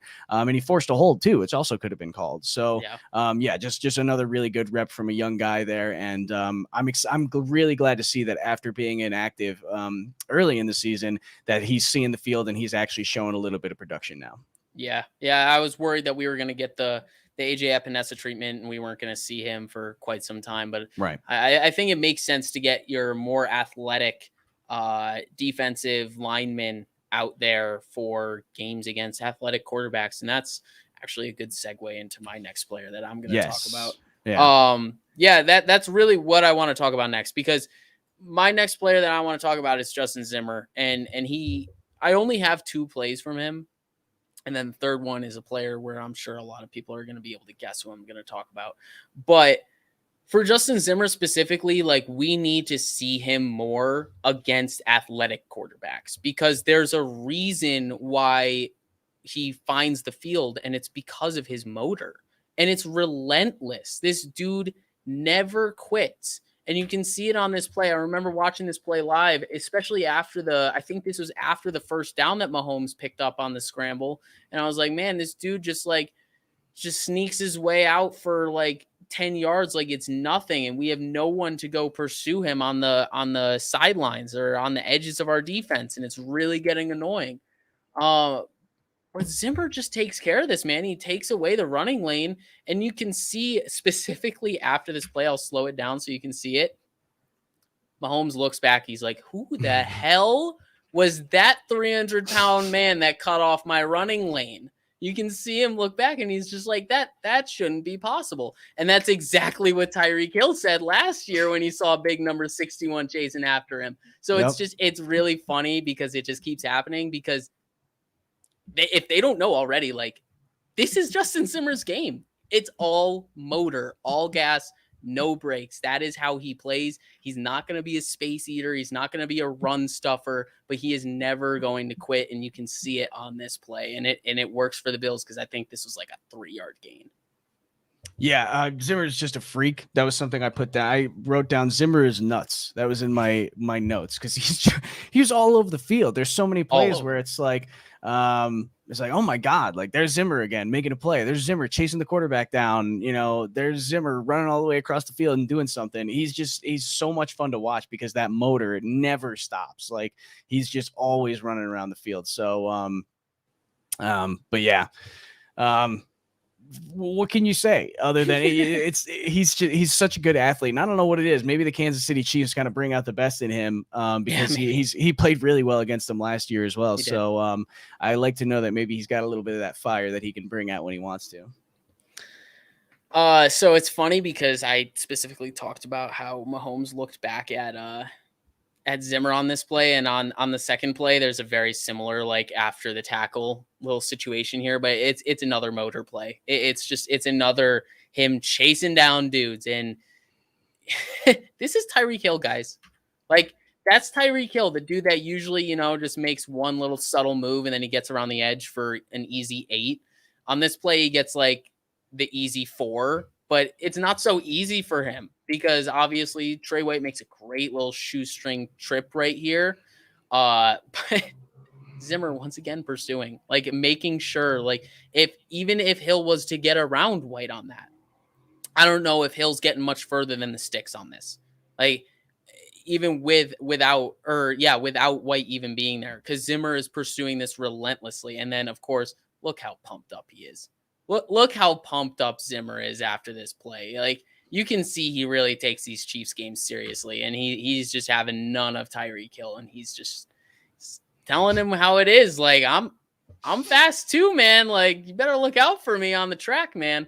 No, Tyreek Hill's got him beat, but still, this is so impressive. Anytime anyone's keeping strides with Tyreek Hill, you gotta put. I'm good. You can talk. Oh no, what have I done? I got it. Yeah, sorry about that. I mean, you love to see the fire. That's such a Sean McDermott type of a guy, where it's just he's got the fire. He's not the biggest, he's not the strongest, but he's gonna bust his ass as much as he can. Yeah, he's just so much fun to watch, and I hope that he can just continue to get better and just continue to work on him on his game and get bigger, get stronger, because he can be that Kyle Williams type of a guy. I don't know if he'll ever be a one tech, but right. He can definitely be that guy in the trenches that just has no quit in him, because he's almost there already. So. Before I get on to the next play, I don't know if you see this, but apparently we have a KC fan. I've been slowly reading. I keep losing my train of thought because like we're arguing. Everyone's arguing with a KC fan in the chat right now. Todd Black, kudos. You came in here and you asked if we were going to beat Brady. I didn't really see any animosity from it, but slowly we've chipped away at you clearly. Bills Mafia is relentless. No, we're not gonna quit. I'm not gonna lie, when we get together, we're a bunch of trolls. So so I'm sorry about who we are. We're very passionate and we're very excited that we beat the Chiefs, but yeah, it's we're excited and we don't have a lot to get excited about in the past 20 years. So give us this. What do we get excited he gave about? us I saw him Sabres playing. He gave us the 0 rings rebuttal. Yes, and it's like one of my faves. Like it's exactly like we know, but like, come on, like this is what we have to get excited about now. Let us have this. Don't tell us what we failed to do in the past. Let's talk about now. Let's live in the present. And speaking about living in the present, let's talk about how good Tremaine Edmunds is, because this dude isn't just about the future, guys. We can't just talk about how young he is and how he's just going to get better in the future, and we're only going to be paying him because he's young. No, he's good now. Like, we need to get over this stigma of the fact that Tremaine just isn't good enough. This is a crazy play from Tremaine Edmunds. Clyde is not a slow running back. This is designed to get out on the edge, and they have 2 pulling linemen getting out to block those guys on the perimeter, and Tremaine just messes his play up. There's no other way to put it, but Tremaine just makes a great play. Silas, man. Sorry. Silas coming in. Fine. Silas, no chill, just going straight for it. Silas with the $5 super chat. Thank you, Silas. Newsflash, Todd Black. The Chiefs stink. It's overreaction Thursday, apparently. Yeah, I'm loving the debate. It's really funny. Honestly, the Chiefs are, Todd, thank you for being here, first of all, and allowing us to have this fun. My take on this whole thing is a regular season game. We're sure we beat the Chiefs. This game doesn't really matter in the long run, maybe for seeding down the line, but the Bills already have a couple game lead anyway, and we have the easiest schedule. So, but anyway, the Chiefs are still a good team. Maybe they're not playing their best right now. Patrick Mahomes did not really play that well this game. He didn't play like Patrick Mahomes, at least, and the defense is an issue for you guys. So, it might not be the Chiefs here this year, just because I don't know if that defense can come around, but you never know. It's a good team and they're well coached. So I don't have any issue with the Chiefs except for Sorensen and Jones, because I hate them. That's it. But yeah, the whole you can talk shit to us as much as you want. I don't care. Yeah. No, it's overblown. It's like, yes, I understand we should all be up in arms about how the Chiefs stink now, because I mean we beat them, but no, guys, come on, the Chiefs don't stink. Bills fans continue to talk that shit. We haven't been able to talk shit in quite some time, so I think we have a little bit of leeway to be irrational. But in a week we'll probably dial it back and be like, okay, the Chiefs, they're not that bad. We just beat them. Yeah. But no, we deserve to talk the shit, at least for now. But what are your thoughts on this Tremaine Edmunds play? He's a beast, dude. He's so the athleticism is just flashing here, where he's going step for step with a running back, and I think he's going faster. I think he's winning the race. Oh my god! I think if you put these guys side to side, Tremaine Edmunds might have won a flat out race here, because he's moving. He's going so fast that offensive lineman doesn't even see him. Where he's that's. I mean, I don't think that's who that offensive lineman is supposed to be blocking in the first place. I think he's supposed to be going out to the outside, because middle linebackers aren't supposed to be that fast and that athletic. But I loved him. You just shooting the gap there, and that's a really small running back that he's going after. So I'm glad that he said, "I'm just gonna hug you and fall over," and that's how we're gonna do this tackle. So it was a pretty amazing play. Last thing I'll put on Tremaine Edmunds, I tried to make him my MVP. I'm relentless and I'm insufferable. I couldn't. He didn't play amazing, but he did play well. And I hope people don't forget that he's 6'5", 250 and runs a sub 4.5 40. Yeah. This dude's potential is unlimited, and you can see, like I said before, he's not just potential. He still is good in the present, and we need to appreciate what he is before people walk back their takes on the fact that we shouldn't re-sign him. Right. Yeah. Lone Wolf. To be honest, I'm not sure. I watch Bills and mostly Bills, and sometimes I'll watch other games live. But I don't go in and I don't know enough film, enough in-depth analysis of other teams to know where he's at. Statistically, I think he's toward the top. He's at least top 15, statistically speaking. So I do think that he's a very good linebacker, and athleticism, he's probably top 10 at least, because that size and athleticism combo is insane. But it's tough too, because linebackers play different, and everyone has different physical strengths, and they use them all differently. And that's, there aren't a lot of linebackers that are 6'5" and can run like that. So he plays differently than a lot of other guys would as well. So I will say he's probably one of the worst catching linebackers, definitely bottom 10 there, because he's not very good at catching the ball. No, he's not. I'll give my short take. I think he's top 10. I think he's a top 10 middle linebacker. I can't sit here and say he's top 5 yet. There are so many great middle linebackers in this league, especially young ones. There's no reason for me to pound the table that he's top 5, but the fact that I can pound the table that he's top 10 tells me we should re-sign him. There's no reason to test our luck in the draft or free agency. We might as well retain the talent that we drafted and groomed. Mm-hmm. I agree. Was that it for all that you got? Yeah, all I got favorite player or anything left. Yeah. Okay. I'll do my favorite play then, which is something that's kind of funny, because both of us wanted to use this play, that's just how good of a play it is. And I labeled it perfect defense, because that's exactly what this is. This is perfect defense. We're going to watch it from both angles. I'm going to just kind of play it through and talk about it, and then I'll go a little more in depth about what's going on. This was the play, and I remember watching it live, where I was like, that was exactly how you need to play the Chiefs offense. What we just did there was a textbook definition of what you're supposed to do to stop the Kansas City Chiefs offense. And it's really they only rushed 4, which they only did the entire game. They were only rushing 4. And then they just covered so effectively. They were covering everyone for so long. And it's because they had a couple extra guys out there in coverage that they were able to do it so efficiently. But also, you know, we have a really good defensive back crew, and, you know, a lot of depth back there as well. Addison on this play, by the way, I'll touch on the lineman real quick before we kind of get into anything else. The way the lineman kept him in the pocket was what I was so happy about, because early in the game, mostly Jerry Hughes, he's notorious for doing this. He just crashes inside. He does his speed rush. He crashes inside. Mahomes escapes out. And that was kind of the story of the first quarter. In the first couple quarters, we were seeing so much of that, which I hate. I hated it from the first time he did it, especially against a guy like Mahomes, because Mahomes is a guy that you want to keep in the pocket, because when he's in the pocket for too long, he starts to panic. He doesn't know what to do, especially if his guys are covered. He likes to be able to escape the pocket and go look around and have his guys run around and do this improvised stuff. He's really, really good at it. So good at that. So when he's not able to do it, when he's forced to stay in the pocket and scan the field side to side, and, you know, he's not able to get momentum running to a certain side with his guys, he starts to panic. And that's what he does here.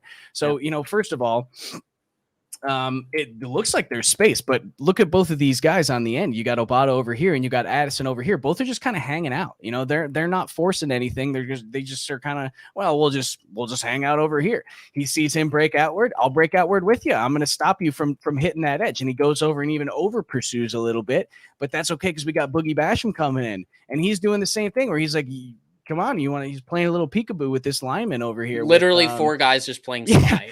Yeah, it's exactly what it is. And that's exactly what you need to do against Patrick Mahomes, because if you try to go too hard for the sack, he's going to be able to evade and get out of there. So if you just keep him in the pocket for long enough, he's going to end up making a mistake a lot of the time with the guys that we have to cover. So, that was one of the big things that I really liked about this play, was the way that the oh no, what did I do? Was the way that the offense, or the defensive line was playing it. I have to jump all the way to the end here. Yeah, you mind sticking with the cool. Yeah, the sideline. Yes. So it's interesting, because when we played the Chiefs last year, both times we played the Chiefs, we rolled out a lot of zone, and we still did a lot of the whole like rush 4, drop 7, but we dropped 7 into zone. And I found that we were actually playing a lot more man coverage in this game, which is not something we love to do. Right. We're a team that likes to sit back into zones. Occasionally we'll run the cover 1, and right here we're running the cover 1. We're running cover 1 robber. You see Jordan Poyer drop down into that robber role, and Micah Hyde's the lone safety in the back, and you see him pick up, I think that's Demarcus Robinson, after whoever that DB is that gets beat. But everyone is sticky in their coverage. Everyone. And this was the game plan. Like the defensive game plan was just play cover 1. We'll stick one. We're either dropping into cover 2 man, or we're dropping into cover 1. And it was a lot of man. There were some zones here and there, but I noticed Tremaine Edmunds was manned up on running backs a lot this game. Like, he would see that running back go on a swing or a flat route, and he would take him away. Like, the running backs in the passing game did not do that much in this game for the Chiefs. But yeah, it's great coverage. Like, this is not what the Bills defense is known for. We are not known for our man coverage abilities, but it is sticky in that backfield right now. Yeah, that was something else that I wanted to talk about this play. I want to see how close I can get it. So, at the original drop back, he's looking right now. He wants to pass right about here, but he can't because everyone's covered. You got this guy covered here. He's covered there. He's covered there. These guys haven't even, made contact with each other. But right here is where he really is like, okay, I want to throw this ball, and I think he's looking here. But everyone's covered. Covered. Tremaine Edmunds is making his way out to cover, and he's covered. Then he kind of runs around, and he says, well, maybe I can throw right here. Maybe I can make a pass right here. But everyone's still covered everywhere on the field. There's nowhere to go. And then you even got a free guy here and a free guy there to help out. That's the thing. Like that middle one is like the most open, but Poyer's right there. Yeah. Can you throw here? Not really. Maybe if he wants to throw the ball, 50 yards down the field and try to hit that, but that's still double coverage. It's got to be a perfect ball if you want to throw that. Yeah. Here we're pretty covered. Maybe you could throw it over top, but these are all like, these guys are not open by any means. And then by the time that he finally finds someone that's open, which is Travis Kelce, he finally is able to go up and he wants to escape over to the sideline this way and kind of cross. Jordan Poyer's reading his eyes, being that robber down in the middle, and he's following the eyes right to where the ball is going to take him, and that's right to a pass deflection. And this was a 4th down play. Yeah, 4th and 5. So I'm glad that he didn't catch it, because it ended up helping the Bills out that they had to stop this. But yeah, it's 4th and 5. It's not even like it's a 4th and super long play. It's 4th and 5, and they're able to contain Mahomes enough so that he's not running the ball for the first down by playing a 4-man spy. And then, Poyer here, it almost looks like he's like, maybe I'll go tackle him myself. But then he starts reading the eyes. He sees the arm go back, and sure, I'll make a play on the ball too. And like, even who is that? Levi on the backside, he's coming up. He could have made a play on the ball at the point of the catch. So, this was just absolutely perfect defense from snap to when the ball hit the ground, and you don't see that very often. Yeah, shout out Jordan Poyer, because that entire play, like, he took away like 4 different routes at 4 different times during this play. So I just really great play. Yeah, I'm glad one of us used it, because it needed to be talked about. Yeah, and it's just silly, man. Travis Kelce does a good job too of working to get himself open. He's kind of running around in circles, and he's in a good area here. But Jordan Poyer, man, he's making that play. Yeah. It's a really good play. All right. Anyway, let's get your favorite play here. All right, guys. We got to talk about it. He did it again. This is the second time. Is there another quarterback in the league that's going to do this and do it successfully? Because I don't know. Like, it's insane. I don't even know. I don't have words for this. When you see this 3rd and 4 and you're like, all right, how are we going to convert this? Like, how are we going to get this 3rd and 4? You see Zack Moss out in the flat, and you're like, okay, there's a little pick route there by Diggs. Maybe you can get it out to Moss in the flat, and then that running lane opens up, and you're like, he's got it. He's just got to run through Snead, right? That's Snead. He's just got to run through him. And of course, he sees Snead to lower his head, and Josh pulls out the magic. Is there another quarterback in the league that's going to do this? Or is there even another quarterback in the league that can do this? I mean, it's Lamar. Yeah, I was going to say Lamar can do it. I don't know if he'll do it eventually. I think Lamar will do it eventually. I think it'll look a lot prettier. I'm not going to. Oh, it probably will. Because he does. Josh Allen's very athletic, and to jump over a professional athlete is not easy, and to do it without killing yourself is not easy. But he's done it twice now, and he just looks like a giant tree truck when he's doing it. He's kind of lumbering, and when he lands, he's like, oh, time to fall over. Both times, as soon as his feet hit the ground, he's like, I'm dropping right now. But yeah, it's the athleticism, and honestly, it's the intelligence. It's that split-second decision to be like, I need to go over him.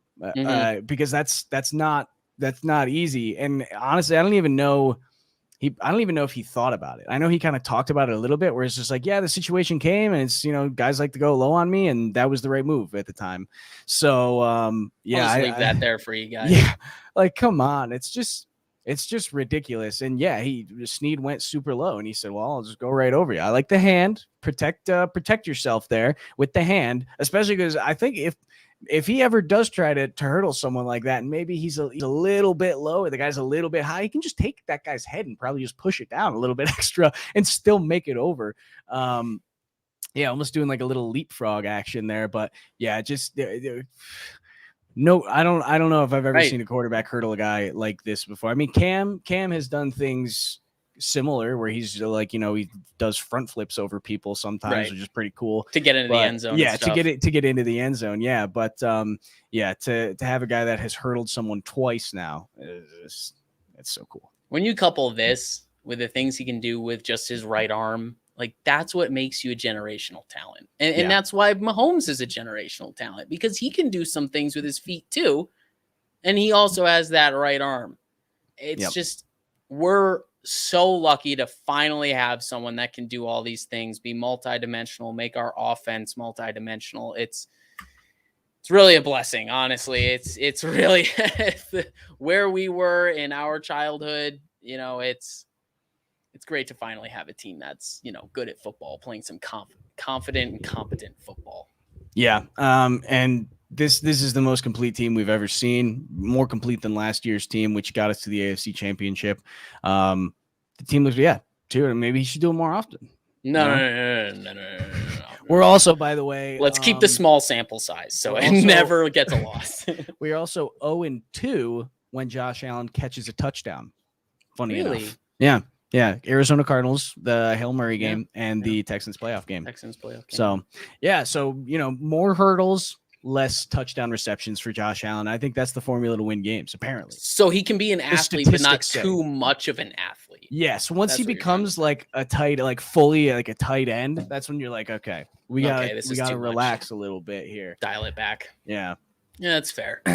But anyway, watching the game live was fantastic. I'm sure everyone else that was in here except for Todd Black had a great time as well.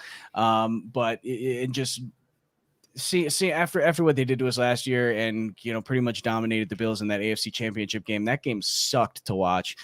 So to have that next matchup against them be one that the Bills pretty much dominated was really cool to see. And like I said, I don't know if it's the Chiefs' year this year. They're going to have to really step it up on the defensive side of the football because they just can't stop. They just can't stop anybody. And it's another one of those situations where Josh Allen did what he had to do. He was very efficient.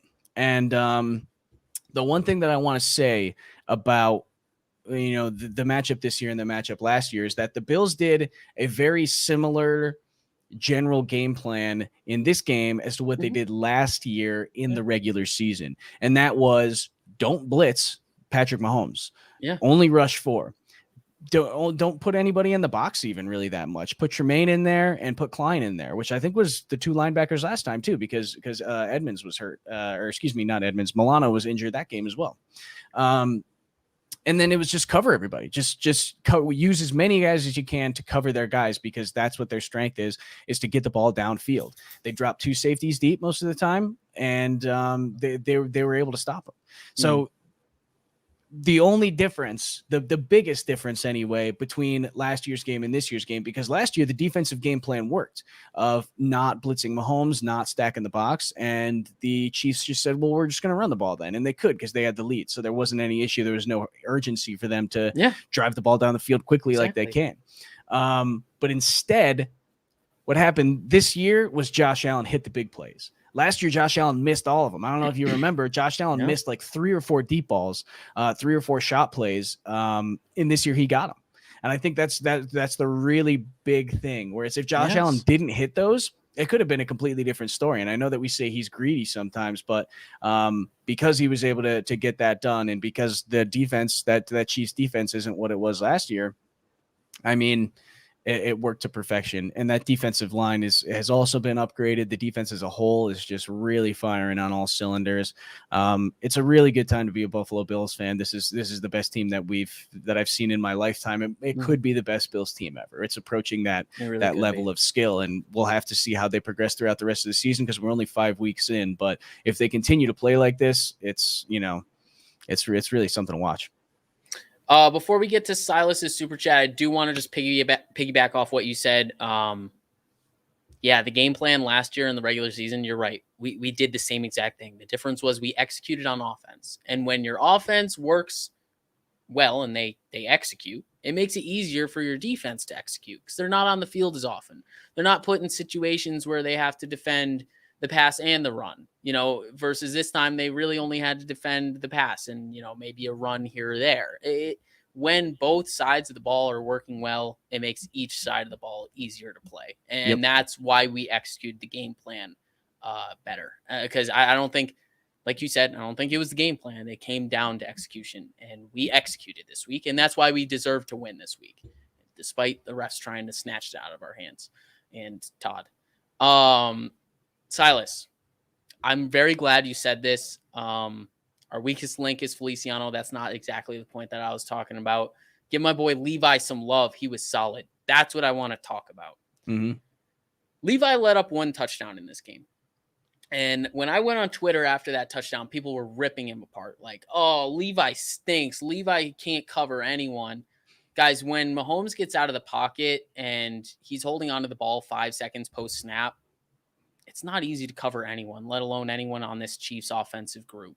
Like, it's not an expectation for people to guard people the way Teron Johnson did on that play where Tyreek Hill was, improvising when Mahomes was out of the pocket. That's not an expectation. That's a hope. And I think we can all acknowledge that we hope Levi gets better and can do all of those things. But Levi was very, very solid this past Sunday night. And I think we need to acknowledge that, yes, CB2 is still in need moving forward because Levi's only locked up through this year. But he is not bad, and he is not insufficient or any of those things. He does his 111th, and that's why he sticks around, because he is a Sean McDermott kind of guy, because he does his 111th. Yeah. And yeah, to Silas's point, yeah, Feliciano is the weakest link. And it kind of feels like he's like the only weak link. Because the rest of the team is so solid and so deep at every position, where even when we had Jaquan Johnson and Cam Lewis come in and play, they played very well. And it's a situation where it's like, well, if one of our guys goes down, that's fine. We didn't have our number 2 linebacker, who some people would argue is the better linebacker, the best linebacker on the team.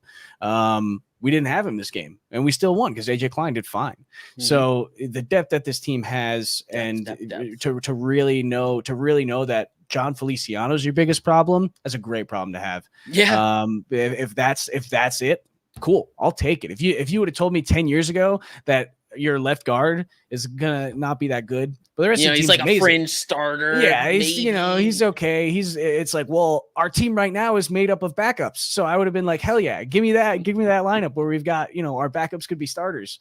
But yeah, it's a great time to be a Bills fan, like I said. And yeah, Levi Wallace is a cornerback too. He definitely is. A corner too, especially in our defense. He works well, and he's comfortable in it. Sean McDermott likes him. What more can you really ask for? Not much. Yeah. Before we get out of here, obviously, sorry that we went so long. We're excited. Yeah, I hope you guys are all excited. Obviously, we still have 147 of you in here, so happy you guys. Right in the middle of my show. I know. I'm curious what you think the Bills are going to do this week against the Titans, because I don't expect them to get away from the game plan that we've rolled out against the Titans the past 5 times we've played them. And that's just do everything to take away Derrick Henry and let them beat us in the passing game. And Unfortunately, that's what happened last year. They beat us with their passing game. You think we're going to do it again, though? I think so. I think that has to be the game plan. I mean, Derrick Henry is such a beast, and he can control the game. If you have a good running back like that, you can control the pace of the game, which is huge. And then, if he goes off and he just keeps on running, your defense is going to get tired out. So stopping Derrick Henry's priority number 1 still. If we lose to the Titans, I'd like to lose to Ryan Tannehill, as opposed to losing to Derrick Henry. So if I have to pick my poison, I'm still going to be upset about it if we lose. But if I'd rather make Tannehill beat us than allow Derrick Henry to beat us. So stop Derrick Henry is priority number 1. And I think last year, don't forget, our team was super, super beat up. We didn't have Milano. We didn't have Trey Wallace, or it was one of our corners was out, and that's why it might have been Trey. Even I can't remember. Taron Johnson had a terrible game. He's playing a lot better ever since that game. Really, he's played a lot better. That was kind of a low point for him, and I think he's kind of been on an upward trajectory since then. But I mean, it's not the same defense that's going in there, especially on the defensive front too. And we have more guys, of course, that can still stop, that can help in the run game. But I think load the box a little bit more. Maybe every once in a while, if Milano's healthy, put 3 linebackers and get Klein on the field as well, because Klein can play downhill so effectively. And I'll pound the drum on that every single week if people will let me. Because he's so effective at that and being able to play downhill like that. And then, to boot, all of our defensive backs can tackle. So Derrick Henry's never really had a good game against us. And I'm hoping that trend continues. 100%. All right. Got to hit Silas one more time. Thank you, Silas. You're filling my wallet, man. I'll see y'all in Buffalo in mid-February for the parade. Bills 27, Titans 20. Go Bills.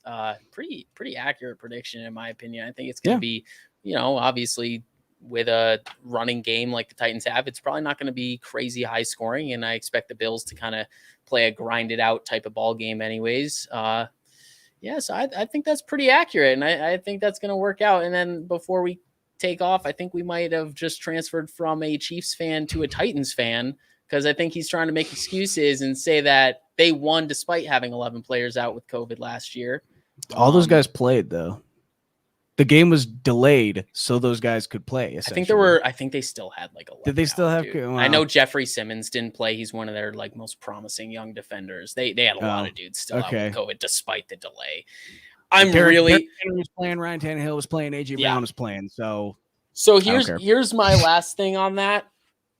I think the Bills are going to show just as much chippiness and tenacity that they showed against the Chiefs this past week, because we lost to the Chiefs and to the Titans last year in succession. Yep. I think this is a revenge tour. These last two weeks, week 5 and week 6, Buffalo Bills revenge tour. I think we're going to be insanely vindictive about this week, because I don't think anyone has a good taste in their mouth at one Bills drive about that loss to the Titans last year, because that was bad. No, I agree. It's, the revenge tour is not over yet. We still got one more week. So I'm excited to see what they do. I think they're going to come out with a lot of fire. But the one thing that I do like is how they feel more calm this year, even in the big moments, where we're going up against the Chiefs and it's like, no one believed them. And even the guys that were saying it probably didn't believe it that much, but they're like, it's the biggest game because it's the next game.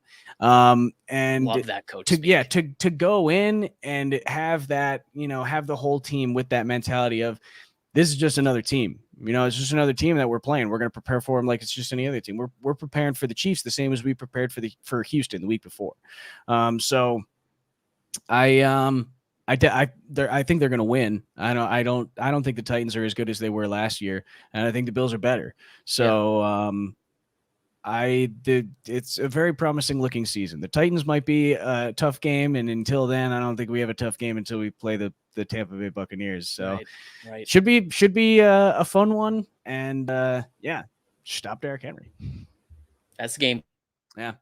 All right, real quickly before we leave, since I always forget to do it until the very end, we are sponsored by NordVPN. If you go to the BFVPN, you can get yourself a sweet discount on the 2-year deal that they offer there. You can get 70% off. It's going to be less than $4 for you on like an $11 value per month. So definitely a good deal. Lots of cool things you can do with that. You can protect yourself and your IP address. And then you can also, that loophole that Rico found where you can get DAZN and you're able to watch football through that instead of having to go through Sunday Ticket, which is more expensive and doesn't give you all the games anyway. So go to the BFVPN. That's THEBFVPN.com and go check out that discount. Any closing thoughts for you, Kendall?